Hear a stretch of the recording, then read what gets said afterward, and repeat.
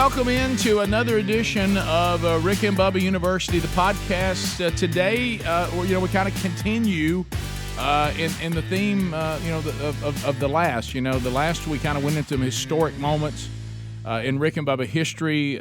We've done guests. I mean, we're at episode, I think, 108 now. But today we're going to take a focus on really something that was requested from the audience to kind of go back behind the scenes to the guys that do the show.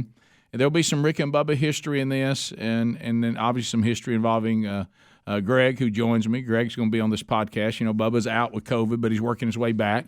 And Greg and I have talked about this stuff on the air, and we had some listeners of the show say, hey, why don't you guys do something that is like a behind the music of all the different bands you guys have been in, and then work our way to the band that the Rick and Bubba fan became familiar with, the world's greatest garage band, that went on hiatus in 2003, sadly, and has never returned, Mr. Lucky. And we'll get ourselves to that. And Ryan Greenwood is even going to join us, who is a former member of the Rick and Bubba team, but has got a musical history with us as well. We were all doing bands long before there was ever a Rick and Bubba show. And we're in the same area. In the same area. And we'll bring Ryan in not only to discuss some of that, but then obviously to get to when this Mr. Lucky thing that Ryan and I had been, kind of working with for years before the show, and then how it became part of the show and going forward. So we'll do all that on this episode of Rick and Bubba University, the podcast. So, Greg, let's first of all start with the obvious. And, sometimes you and me will kind of get talking to Adler. And, I can tell sometimes, he thought probably when he came here he wouldn't have any guys to talk about music with and all of that. And before he knew it, I think he found some probably maybe unexpected allies. Yeah. With us and Adler, were you kind of surprised when you started working here and all of a sudden we started talking, about bands and music? Was that surprising to you? Yeah, you guys came from that football background, and then pretty soon I was like, hey, these jocks can rock. But it's funny, you've almost now kind of opened the door for where I want to start.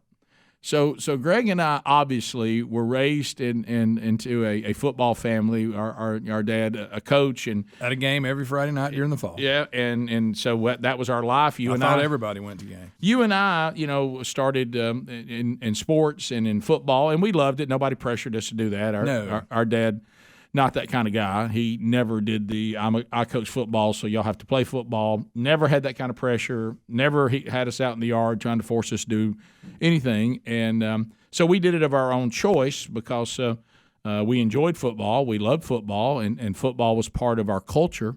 But surprisingly, you and I also, from Dad, again, unexpected, started developing a love and appreciation for music. Yeah, Dad, a lot of people, he had passions, obviously football. Yeah. Hunting and fishing. Yeah. He took us a lot, and he was really into music. And in fact, he bought us, I remember we got one of them Wildcat record players for Christmas. Oh, yeah. And he bought, it was Allman Brothers, Doobie Brothers, Grand Funk. I mean, all this great music. And we were kids, it was in the 70s. Yeah, and we just fell in love with it. Yeah, I didn't. Leonard Skinner. Yeah, I don't think that you and I didn't know anybody's dad that had gotten them the 45 of Grand Funk Railroad, Walk Like a Man. I'm telling you. I mean, who what a great song. Whose dad gives them that for their record player? But then he also loved, and he had a tie to like Three on a String, which was the first live music I ever saw. Yeah. You remember that? We would go to their house, Jerry Ryan, and Brad was our age, so he wasn't in the band, obviously. We were just kids. But I remember that was one of the first things that made me want to learn how to play an instrument, is when I saw Three on a String play live music. So let's talk about that for a minute. I know, because we kind of did this together. When was it for you when you started looking either on the stage or, on the back of an album or whatever, and thinking to yourself, I would actually like to be in a band? Probably Kiss. Really? Yeah. When and I know it sounds hilarious, but there's actually a lot of people with that same story. But I remember Bull, our friend Greg the Bull Olson. Yeah. Dear friend, who's no longer with us, but he's a great guy. He had an older sister, so she was into Aerosmith, and all of a sudden he brought this Kiss Alive record down, and that blew me away. Well, I'll go all the way back, believe it or not, and we didn't know enough about music to know that there was already a band who had a really big hit named Ace. Yeah. Do you remember this? And they did the song "How Long Has This Been Going On?" For some reason, we didn't know that. And we had an imaginary band. So we had an imaginary band when we were real young that was nothing but us pretending to be a band. We would put on records and do concerts. Yes. Where we would let the music play and we would pantomime and we would play air guitar, air drums to nobody, and we would pretend that there was a concert going on and we would set up lamps for lights and all this. We were real young. And so it was you and me, Chuck Mason, and Mickey Shadricks. Yes. And we called that band Ace. And we would and Chuck was an incredible artist, so he would draw fake albums and all this kind of stuff. And so we thought, well, this is the coolest thing ever. And then somewhere along the way, we started trying to say, well, what if we could really play? Yeah. What if we got real instruments and tried to become a real band in our neighborhood? And all of us, grew up together, the four guys that started it. And we all just kind of said, like I said the other day on the air doing this show, think I'd like to play drums. Okay, Rick, you'll be the drummer. Yeah. Now I had never played drums except pretending to play drums. You're right. And the first, if I got it in order, I asked for a guitar for Christmas, and I got a JCPenney electric guitar, an amp. Yes, I remember that.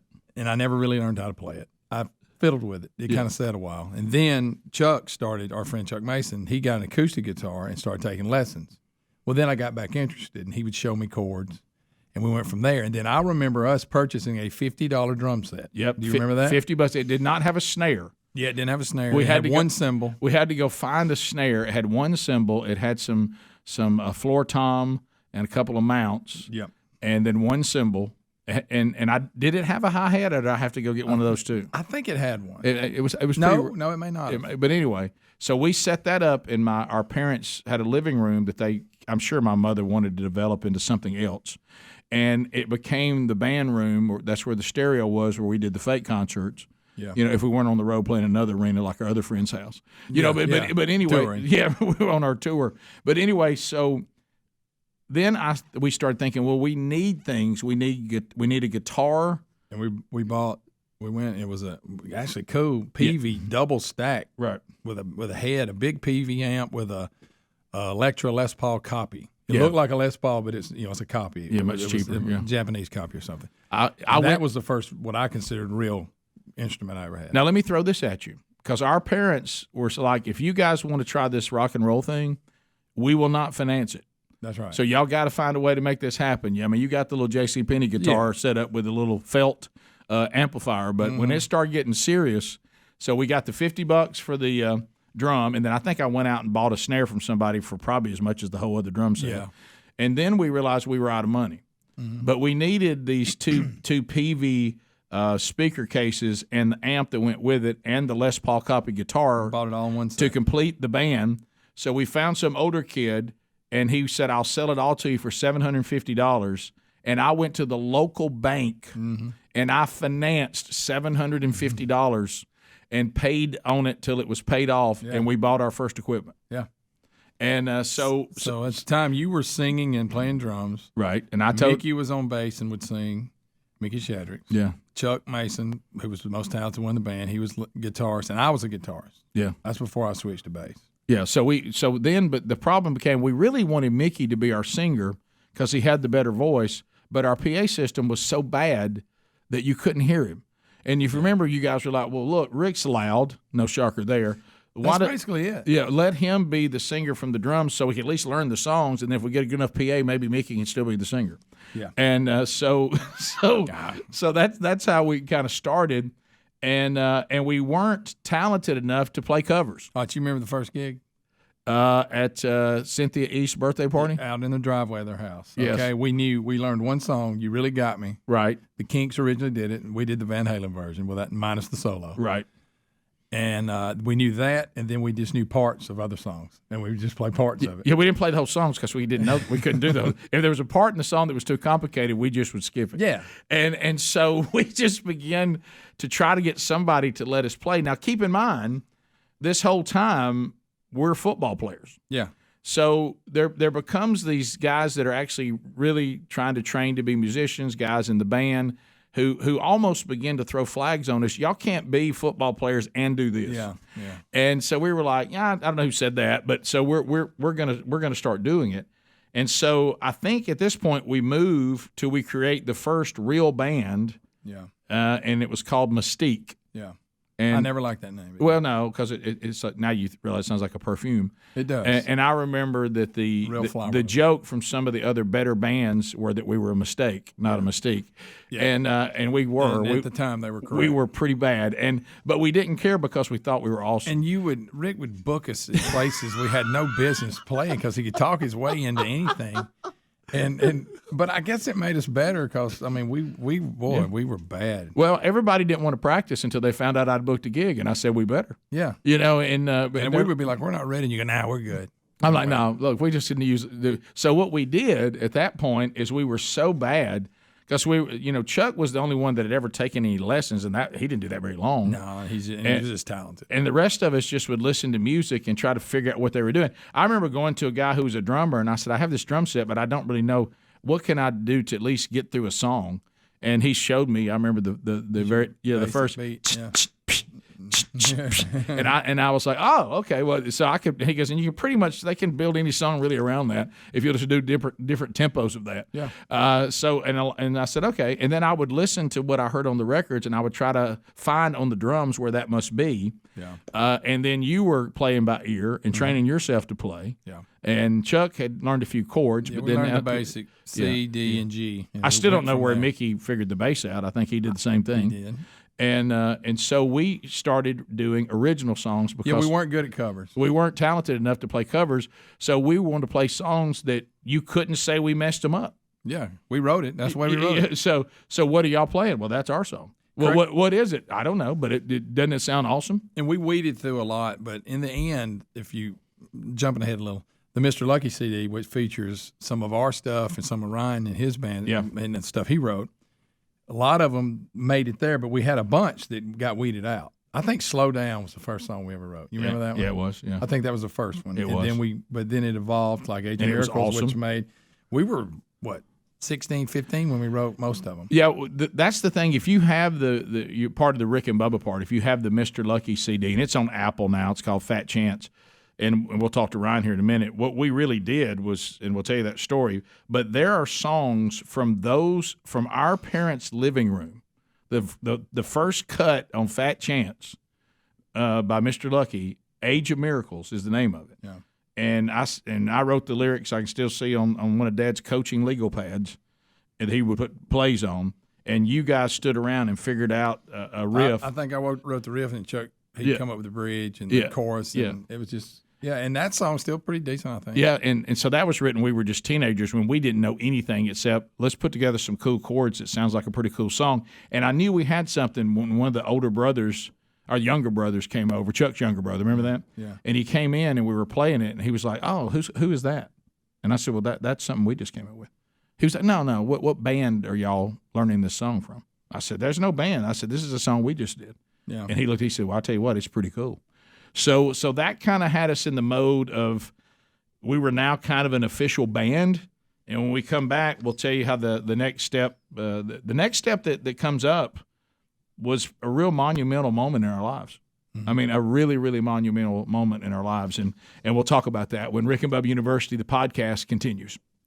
All right, so let's talk about Tommy John.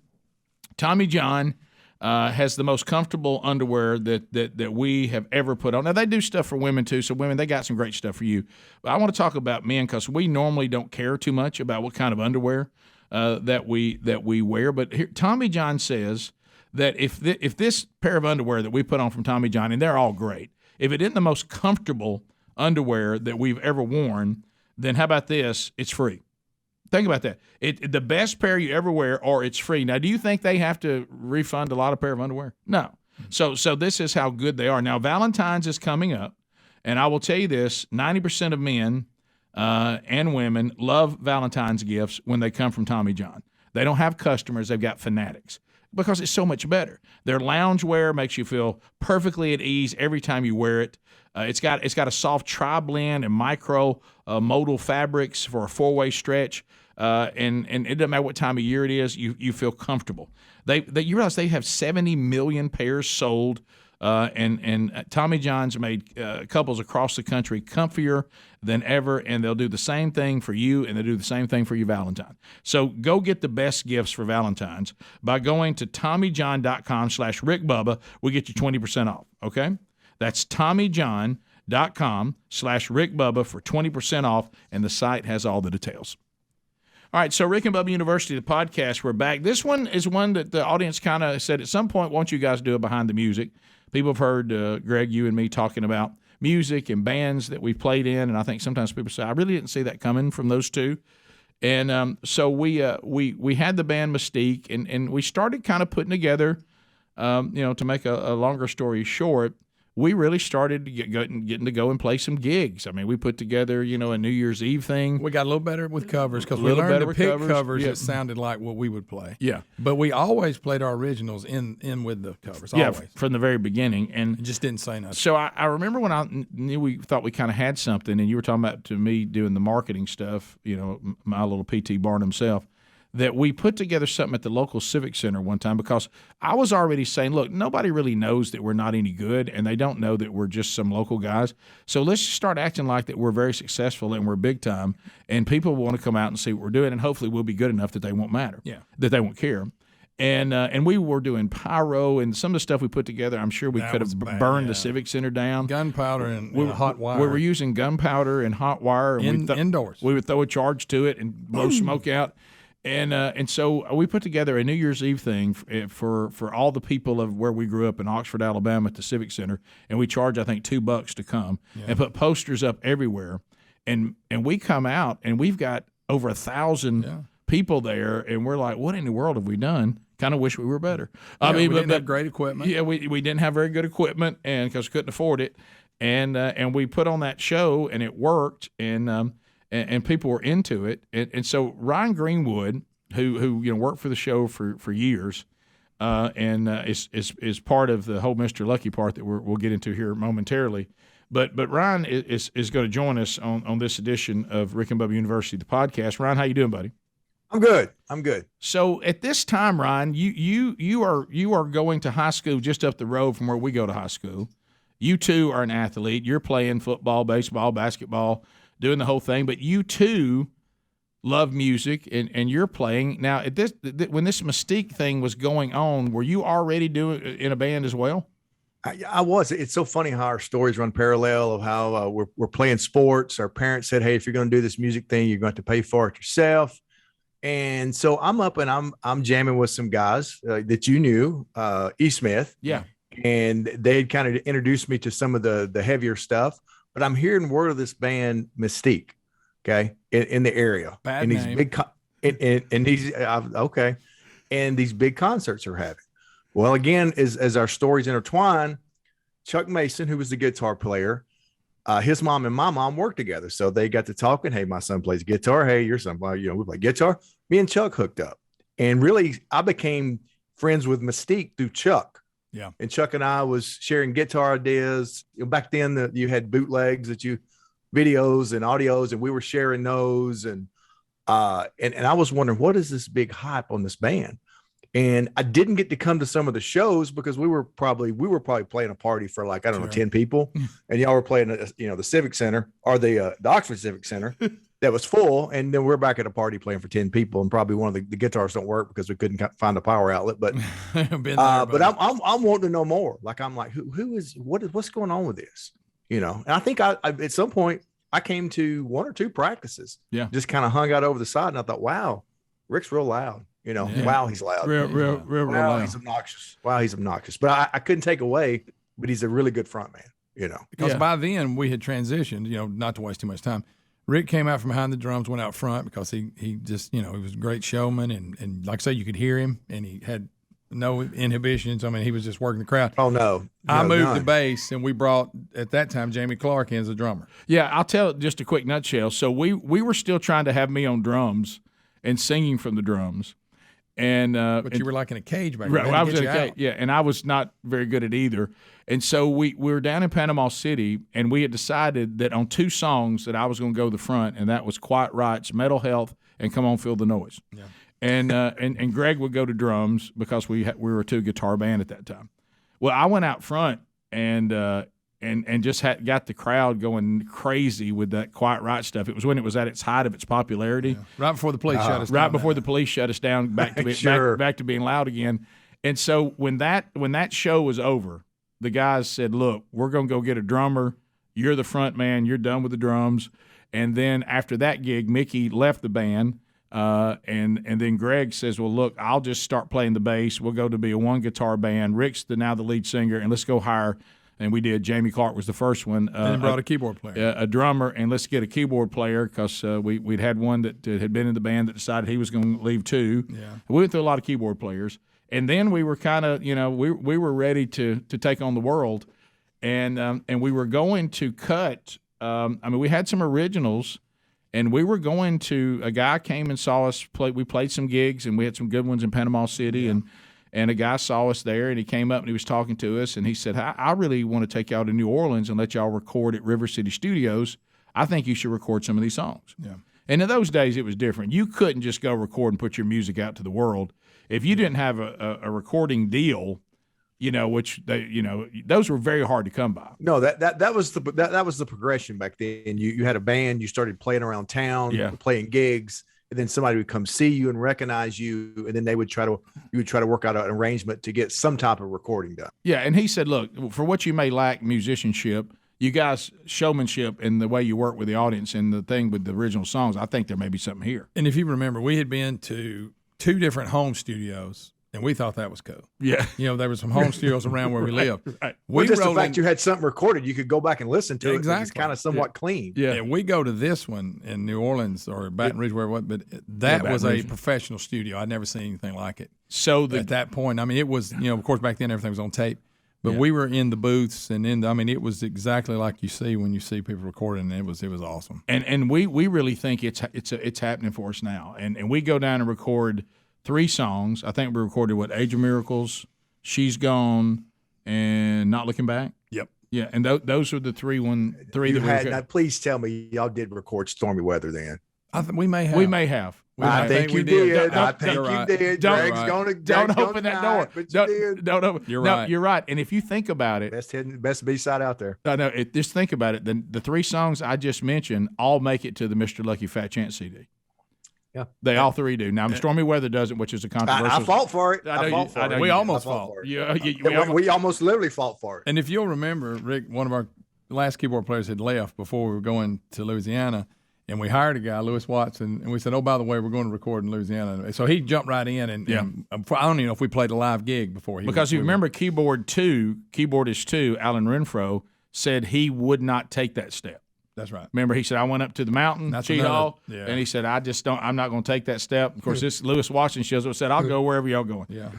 So for the record, Alan was probably one of the best musicians that I've ever been around. But he was saying, "Look, I can't. I got to have more stability. I'm not going to go on the road because we were about to go full time.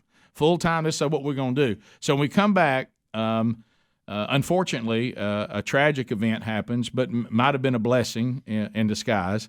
And then we'll tell you about that transition, and then we'll work our way to this album that and with Mr. Lucky, and it's tied to the show and Fat Fest and how all that took place when Rick and Bubba University, the podcast, continues. All right, so let's talk a little bit about great food. If I talk about bacon, I probably have everybody's attention right out of the gate. So if you have you ever been enjoying the Moink movement? When I say Moink, it says MOINK. Go to moinkbox.com/Bubba right now, and we're going to show you some of the best bacon that you've ever tasted in your entire life. But also today, we want to talk about their steaks. Their steaks are fantastic. And right now, if you go to moinkbox.com/Bubba. You go there, we'll get you free, I almost said it together, filet mignon, and you get it for a year. So for a year, Moink is going to give you filet mignon at no charge and you'll find out how great their steaks are.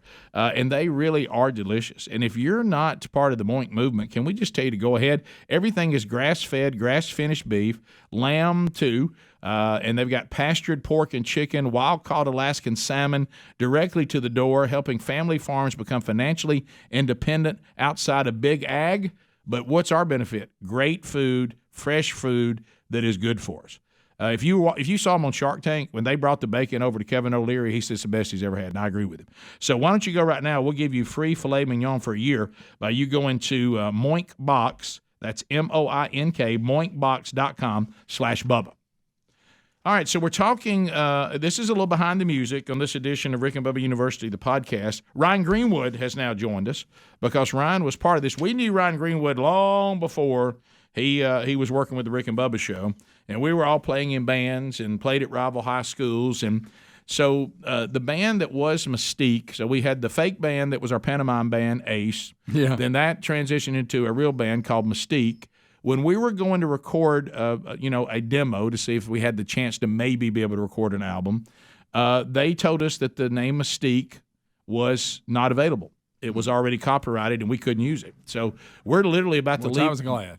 Yeah, I was too. We were about to leave on the airplane to go to New Orleans to go to Baton Rouge and record, and we were told, you better get a new name before you get here. And so I remember sitting around. We had a guy that was saying, hey, I'd kind of like to try to be the road manager, Jerry Patterson. And Jerry's like, we got to come up with a name. I honestly, Greg, don't know how we came up with the name. I don't even know what it means. So we're sitting there, and I said, what do you think about Silent Rain? And we spell rain R-E-I-G-N. Not like rain, the rain, but like rain. Yeah, not R-A-N-A-I-N. And everybody's like, why? I said, I don't know. I just think that's kind of cool. And I was a fan of two-name bands. Yeah. You had two names? Yeah. So. Yeah, now that did lead to us playing a lot of places that put Silent Rage on the marquee and stuff like that. But Death metal. But it was Silent Rain. So we record these songs. We're getting some pretty good feedback. We go back to start trying to play gigs, and then Chuck Mason, who was our lead guitar player. Best friend since we were children. You and he were extremely close, and so was I. I mean, we were all. Me and him were the same age. We were all very, very close. He started complaining that he had something in his chest that was hurting. We started making fun. He worked for Coca-Cola, I think, then, and he thought he pulled something at work. So we were making fun of him, of course. So he goes, and for time, we'll have to shorten it, but you can imagine the trauma. He finally gets diagnosed with cancer. Yeah. And we're trying to make a decision whether we're going to be a full-time band now and be based out in New Orleans. I think then they want us to move there. Yeah. And we find out now that he's got to have cancer treatments if he's going to survive. And I know for you that was a big moment. Yeah, it was. And once he went through his treatments, we kept playing. Yeah. And he went with us, and he would have times when he didn't feel good, then he would have good times. So we kept playing up to the point that it got to that it was going that this thing's not going away. But do you remember you were telling me that you were praying about whether we should do this thing? Yeah, absolutely. That part. Yeah, because it was a big decision. I had a job, a nice job with a good future, and I was like, man, I was just praying. I need a sign or something. What I need to do. Whew, I don't know about this sign, but anyway, right after that, he got diagnosed, and I thought, well, I guess that's it. I said, I ain't going nowhere. Evidently, I'm not supposed to go there. Right. So that door that opened, which considering we were heading to probably one of the most evil places on earth, is probably was God. Well, and we also were not. We believed in Christ and we were raised in the church, but at that time of our lives, yeah, that's true. Us living in New Orleans, we may not be sitting here right now. I know. Yeah, it was not a good mix. It was not a good time for us as people probably to be given that opportunity. But I truly believe that directly from that. So sometimes we look and think that Chuck's earthly death may have saved our lives. And so we changed everything and now went back to just being a part-time band so he could get his treatments. And we ended up winning the Seagram's Talent Search as the one of the best new bands to come out of the South, which was kind of cool. Yeah, we entered that because those kind of things we thought, well, we could do this, and still. And so that was another great thing. But once Chuck died, you made your decision that was it for you. And I did what I was supposed to do, and I'm thank the Lord happened. I married my wife, Lisa, who we'd been dating since we were kids, and we had our family. Yeah. And I cut my hair, and I was a lineman for Alabama Power. Right. So I was out. So, and like I said, it was, which obviously was the best thing that ever happened to me. So I got out of it for my family. Yeah, I got out of it. I remember you and I sitting there talking to Mom after his funeral, and we were like, we're done with this. And so I went into radio pretty hard and heavy at that time. You went into the Alabama Power Company. But then there were opportunities for me that were probably not wise, but I was asked to be the lead singer of a really hard band called Vindicator. Yeah, I remember that band. And I made the decision to try to be the lead singer of Vindicator while doing morning radio and trying to have kids. And it was not the best of moves. It's not a good mix. That's like when I cut it loose and decided to have my family, I said, "There's no way this could." No. Well, and also in all fairness, they were a cover band. They weren't trying to do anything that's original. True. Just for fun, give you your outlet for music. Yeah, but it was not as big a commitment. But it was the wrong thing to do, and they were very talented guys. Oh yeah. But again, not exactly much help in your spiritual life. No. So I left that band, and then I started doing radio. And got a job at K98, an FM station, and I was approached by a guy that ran a bar, and he said, "Didn't you used to have bands?" And I said, "Yeah." He said, "What do you think about putting together a band where you can be on the air, promote stuff down here at the club, and y'all kind of be our house band, for lack of a better term?" And this is where Ryan Greenwood comes back into our life. Ryan, how in the world did you and I end up in the first edition of Mr. Lucky? Well, you may not remember. It kind of ties to that time you were busy, hardest working man in radio, I think. Oh yes. You were doing a lot of remotes. You were doing a remote at an Otasco. Wow. And we bumped into each other. And we'd always said, once we established the friendship and the connection from the sports and over into the band and into Mystique and Silent Rain, hey, we need to get together. We need to jam. We need to get together. We need to jam. And we bumped into each other, and you said, "Hey, I got this potential opportunity for this kind of semi-house band." And I'm like, no. I just came off the road, played on the road. I'm kind of back in school. I'm going to finish school. I'm like, I can't. You're like, no. Just trust me. I'm in the same boat. Like this won't be much. Like maybe once a month. Maybe once a month we'll play. And so I said, well, what's the gig? What's going on? And you were like, well, actually, we need a rhythm guitar player and keyboard player. He's like, you play both of those? I'm like, yeah. He's like, and sing backup. I said, once a month? That sounds okay. That sounds like fun. I love music. So I was in at that point. Yeah. And so we started playing as the house band at a club. There's a key phrase there too. I don't know if you'll bring up, but I came in as the rhythm guitar player and keyboard player, not the lead guitar player. Right. Yeah. That is true. Ooh. And so we start this band. We're in with some pretty great musicians, and I actually think awesome. I think it was one of them. I think it was John Chevalier that came up with Mr. Lucky, right? Yeah, I think you and John it tossed it around, and I think at one of the first rehearsals we went to, we kind of threw it up again. Everybody's like, sounds cool to me. Let's roll with it. Yeah, and so we went and we played and we started getting opportunities. And then what everybody wanted, it started getting tied to the show more and more. Not the Rick and Bubba show because that hadn't existed yet. And but the morning extravaganza and what we were doing on the show because we had our own marketing. And we were drawing some really big crowds to these. Oh, you were master sales. I mean, you could find us a gig, much like Greg told him to. I mean, you could find us a gig in a heartbeat. Oh my goodness! Sometimes at least y'all were qualified to play them. Yeah, we weren't barely, but yeah, we couldn't even tune. So Rick had us booked at some restaurant or something. So then I remember. So the band is going, and I'm kicking around in my radio career on the side, and so we end up. Going to Q104, keeping the Mr. Lucky thing going. And then that's where Bubba, of course, is the engineer. And Bubba, I remember, came to see us play a few times and all that. And so we were approached by the general manager, Mark the Hammer Bass. And, again, this word gets out. What is this thing with Burgess and bands? And, and Greg wasn't in this. He decided, he wasn't going to be in it and all that. It's about a 9-year hiatus. We tried. Yeah, we tried. And he made the right decision.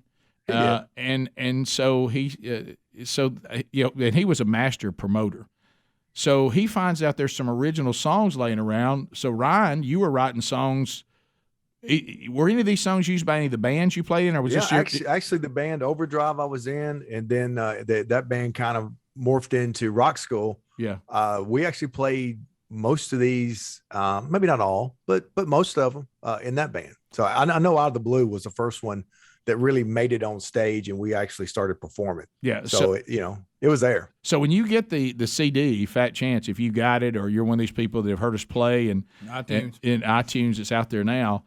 It's either a song that Greg and I wrote with our first bands, or it's a song that Ryan wrote and played in his bands. Yeah. And so we just So we sat down. I remember the process of you and I trying to figure out which ones to put on there. I remember that. Right. What I can't remember is the first time that I came to you and said, hey, we need to do an original album. You got songs, I got songs. Let's figure out what we want to put on there. Do you remember how that happened? It did. It was a conversation. I was excited. I was leery because we all had different schedules and how do we pull this off? And then we started, how do we, what songs? We started laying out songs. Okay, here's songs I've got. Here's songs we got. We got to find demos of them or some version of them. And let's just see what's a good fit. And I won't lie, Stormy Weather made my cut. Right. Sorry, Greg. I know. Those of you who don't know, Ryan thinks Stormy Weather was a great song. It's not bad. That Greg and I wrote with our friends in the first band we were ever in, Mystique. And Ryan has been trying to bring it into the Mr. Lucky catalog, and Greg resists. Greg's big thing was it's got 2 chords. I said, look, Van Halen's ain't talking about love. That's true, and it's the exact same 2 chords. But right. yeah, it is the exact same 2 chords. I've tried through the years to get us to play it. It almost got the 2 of them in a fight. Greg and I nearly came to it wasn't so much a big argument. It wasn't coming together very well, and I thought we're wasting time. Yeah, but Stormy Weather did make it. Bottom line, I've made at least 5 different arrangements to try to appease Greg to get out. I've added chords to it, add a different bridge to it, a recourse to it, everything to try to get it in. And Greg would still, he'd go, "That sounds pretty good, but no, we ain't doing it." All right, we'll come back and we'll talk about how the one and only CD, the one and only, from the world's greatest garage band, Mr. Lucky, was launched. When Rick and Bubba University, the podcast continues. All right, so Ryan, we get together and we put together the song list. But now the only members of the band that still exist are you and me. Right. So we're like, well, we got to put together a band because Mr. Lucky, the club band, had kind of broke up. It had. Yeah. It kind of waned and faded. People had gone different directions. And obviously, as you get older, you get bills. So, hey, you want to eat, right? So we figure we'll hang on to this name because at least we built some kind of following with it. Let's don't start over. And we had a logo, too. We had a logo, too. Yeah, pretty cool logo. Good shirt. I like our logo. T-shirt. Good shirt. And so we get the songs that we're going to do. We find demos of them, but we realize we've got a singer and we've got a guitar player. That's all we have. And Greg said, "Look, I don't think you couldn't devote the time to it because we came back to you." The time plus, I hadn't played in nearly 10 years at that point. I said, "Guys, studio time. I'm gonna be in there messing up until I get back in the groove." And we can't afford to waste money on studio time with Greg over clunking around, right? So I knew I wasn't qualified. So we can say this now. So Mark Phillips, who's just 1 year ago passed away. By the way, the year anniversary has hit us.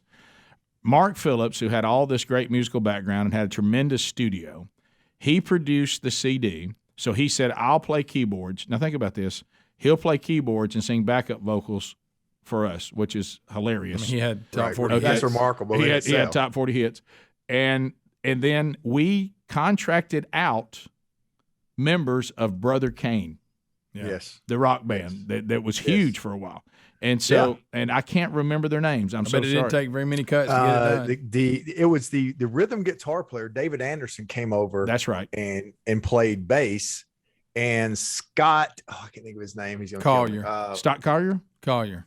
I think that's it. That's it. He played real drums. good drummer. Outstanding really drummer good for Brother Kane. Both of them just really talented musicians. I mean, way above us. And I remember when we started, we got in the studio and so we give them the demos of the songs that we have. They tab it out, and so they come in, and when we start the first, so here we go, 1, 2, 3, and we start the first song. We realize real quick they're playing it better than we're playing. Oh yeah, they know our songs by better far than we do. And that's the first time I realized there's another level. Yeah. Yes. We literally gave them cassette tapes, videotapes. None of it was written. Yes. They go away and they come back and they've got the songs better than we know them. Yeah, they're waiting on y'all. Yes. Unbelievable. Oh, definitely. And they're asking us questions. But right here, we're going to do this right here. Me and Rick looking at each other like, if it sounds good, it is good, yeah. right? Let's go with it. Yeah, that's what I was thinking all along. Right. And, I've always wanted to add that. So we go in the studio. Mark Phillips, we find out, hey, he's going to get it right. Hey, he'll make you do it again. Yes. That's not your gig either. You're more one take Rick. Yeah, You were not you were not ready for that. And you really wasn't vibing with that. And me being a little more perfectionist, I was like, okay, I can, he's like, you can do it better. You can do it better. And I'm like, okay, as long as we're in budget, let's go. Let's roll again. So we put together this, because we're running out of some time here. We put together Fat Chance, 9 original songs. We get it released, and of course, once again, go back to when we were little boys, Greg. I put together a deal with Blockbuster Video because they were doing I forgot about they that. They were doing videos and CDs then. Yes. And they launched it at Blockbuster locations all over the nation. I forgot about that. And then their logo may be on the CD. Yeah. And I got a call, by the way, from a record company says, "Who are y'all?" And I said, "What are you talking about?" He goes, "What is this CD y'all are selling? We're looking at the scans." And it's like, what are you? And when I told him that I was like a radio show, and we had a band, he kind of went, "Oh, okay." At first, I think he was kind of interested. And then he was like, "Wait a minute, what are y'all doing?" This is just your fans, your show buying. Yeah, and so Rick D's Disco Duck. Come on. So and then the good news is, so we said, well, you got to do a tour to support your CD, available at Blockbusters everywhere. And so we went back to Greg and said, "Hey, man, this is your chance." Because Brother Kane's not going to tour with us. No. They have their own gig. So we need a bass player. They're touring with Van Halen, so they're kind of busy. Yeah. So we need a bass player. Come back. And you agreed to come back. I did. I talked to Lisa about it, and the kids were – Taylor was probably, I don't know, 5, 6, maybe a little older than that. And Chandler was a baby. And I was like, look, we play once a week when we play. There's no 3 nights in a row. These aren't bars. These are theaters. Yep. And I think, because I would have never went and just got a No, well, we had all gotten our lives spiritually straightened out at that point, and started the process. I think this will be fun. Make a little money. And of course, she was supportive. She always loved the music. She loves the original songs. And even Taylor, when he was little, he was this real outgoing kid. He would come out on stage with us and sing a song every now and then. Oh, yeah? And pump the crowd up. So we went on that mini tour, and it was great. And then that led to some other stuff, and like y'all were mentioning playing with those guys in the studio. I will say this: just me playing live in this band. I played with Mark Phillips, who was just incredible. Kevin Derryberry, who I idolized coming up, when we were getting in bands because they were the top dogs. Yep. And Damon Johnson. To play with those, I was so far in over my head, but it was just an honor, and it was incredible to watch them. Yeah, and we have a successful tour. We're doing theaters, so we're not, our lives have been straightened out spiritually. Still got some work to do, but we're not playing dives and stuff like that anymore. And everybody's clean, and we're playing original songs. Yeah, all originals. And, all originals. Yeah, and we threw a few covers at Fat Fest because we had to play longer. Yeah, and then right. then Fat Fest showed up, and here I go again, P.T. Barnum, and I get with Gary Weinberger, and he's like, "Why don't y'all put together something to involve in your show?" Yeah. And I said, I don't know how we would draw. So we the Rick and Bubba audience never let us down. So what we did, and one thing that we have to tell everybody, during the recording of the Fat Chance CD, we started saying, look, let's tie this more and more to the show. We brought Bubba in and let him do background vocals. He would, yeah. And even featured him in a couple of songs during the show. Yeah. The famous Rub It In. Yep. Which was a classic. So we started incorporating Bubba in the band. Now, he didn't really know what to do, but what he did, he did well.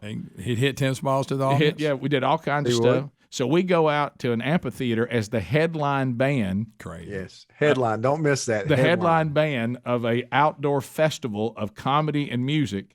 And we step out on that stage, and there's 8,000 people. And the amphitheater, and I remember the promoter walked over and says, "What are y'all doing?" And I was like, "I don't know, man." Man. And the Rick and Bubba audience really came out, and we did that for as an annual event from '99 to 2003. Yeah, and then 2003 was the last one. And Ryan, I guess I'll ask you the question the audience keeps asking. Will there ever be a Mr. Lucky reunion tour? Y'all were going to do the I wouldn't even know how to hold the show that y'all were going to do for the show. Y'all were going to do another one of those, and there was a talk. I guess it can leak out that there was talk of Mr. Lucky maybe coming together and doing a few songs at that. So it would probably take some kind of event like that to start it. It could potentially. It's got potential. You know, if Sherry lets you still sing in your AC/DC voice, I I think that's going to be required for most of our songs. Yeah, getting that by and I'd have to go back to Greg's house. Yeah, do you remember that? I was supposed to bring that up. When I joined, Ryan's job was to teach me all the new originals. Yeah, that I didn't know, the stuff he had written. No, Greg, I had to teach you your own originals. I know too, that too. Yeah. Then again, you're right. But he would drive to my house in the middle of the week. And we lived an hour or more from. I was in Birmingham. He was still where he's at. And then now. I would drive over there every now and then, and we worked it up. And I messed up a few times, but it came around. Yeah. We had fun. Just grin. Just smile. This has been great to remember, man. Maybe we can do even more. Thanks, Ryan. Appreciate you checking in on such short notice. Greg, it's been fun to look back on this. Yeah, it is. The story is so much longer, and there's so many. We didn't get time for it, but it was a large part of our life. It really was. We could do another one later that just dives just into Mr. Lucky and just the Fat Fest. Like stuff around. Look at OGB's pick right there. There it is. Sent me a picture the other day. Cassidy, did she taking a music class? She's taking a music class and used one of my guitars. She Ryan's daughter, and the one she chose. She didn't choose one of my picks. She chose Greg's pick. There you go. Well, she's smart. So, Ryan Greenwood, thanks a lot. Thanks, guys, for having me. Buddy. Thank you, guys. And thanks, all of you. And you can go get those 9 songs that we told you all the story behind that on iTunes. You search Rick and Bubba, Mr. Lucky, you'll find them. And thanks for being with us on this edition of Rick and Bubba University, the podcast.